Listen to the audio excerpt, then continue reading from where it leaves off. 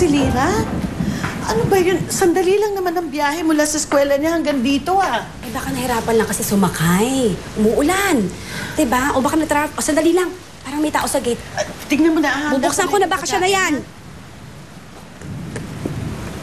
Init ko lang ito. Mars, ano? Si Lira na ba yan? Oh! Mars! At punasan mo at baka basang-basa! Ano kasi? Ano? Saan si Lira? Eh, hindi si Lira ang kasama ko. Selly. Lilio. Lira. Mukhang ba natagalan niyo ulit? Gusto mo ba uwi na kita? Kaya kong umuwi mag-isa. Lira naman. Sige na. Sumama ka na sa akin. Pwede ba, Prince? Ang dami-dami ko ng problema. Pwede ba? Tigilan mo na ako.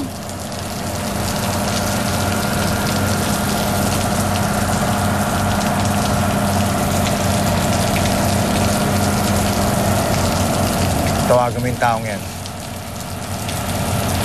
Nakakatulong sa'yo yan. Nakausap ko na wala ka ng problema dyan. Kahit babayaran mo, okay na. Tawagan mo na lang siya.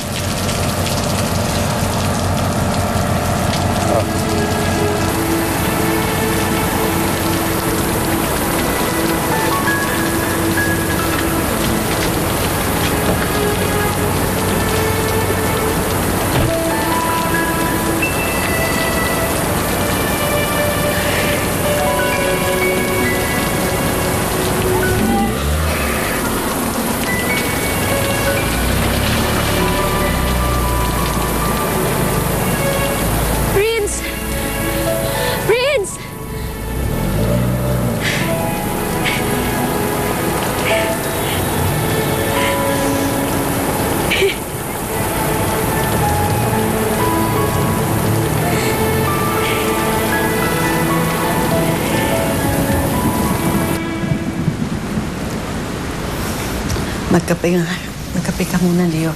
Pasensya na, ha? Jenny, nakakaya naman sa'yo. Nagabala ka pa. Ako nga nahihiya sa'yo eh. Kasi napunta ako dito nang wala man lang pasabi sa'yo. Nagbaka sakali lang naman kasi ako eh na baka nandito ka para, alam mo na, kwentuhan ng konti. May problema ka ba, Leo?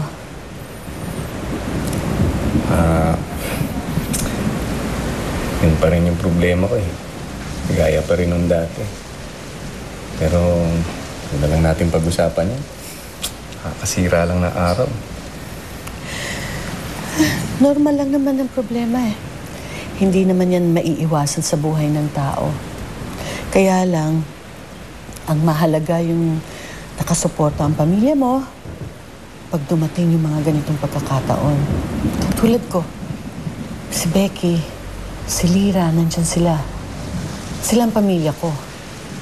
Sila yung laging nakaalalay at nakasuporta sa akin. Kaya kahit na wala kaming pera at kahit ilang beses na akong ginigipit ng asawa mo, nakatayo pa rin ako, Leo. At dahil yan kay Becky at kay Lira, sila ang mga sandalan ko. Alam mo kung wala sila, palagay ko nabaliw na ako. Mabuti ka pa nga, Senny. Ayoko maka-offend pero kahit na medyo kapos nga kayo sa pera, kahit na mag-isa ka, hindi ka naman nakakaramdam ng lungkot. Hindi kagaya ko. May mga magagarang sasakyan, may malaking bahay, pero kulang pa rin yun na para makakuha ako ng isang masaya at kumpletong pamilya. Yun lang naman ang hinahanap ko eh.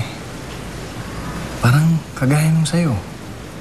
Kumpleto, buo kayong pamilya, masaya. Iba-iba lang tayo ng pasanin sa buhay, Leo.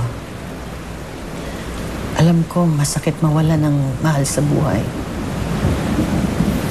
Pero at least, naranasan mong maging buo ang pamilya mo. Kahit sandaling panahon lang.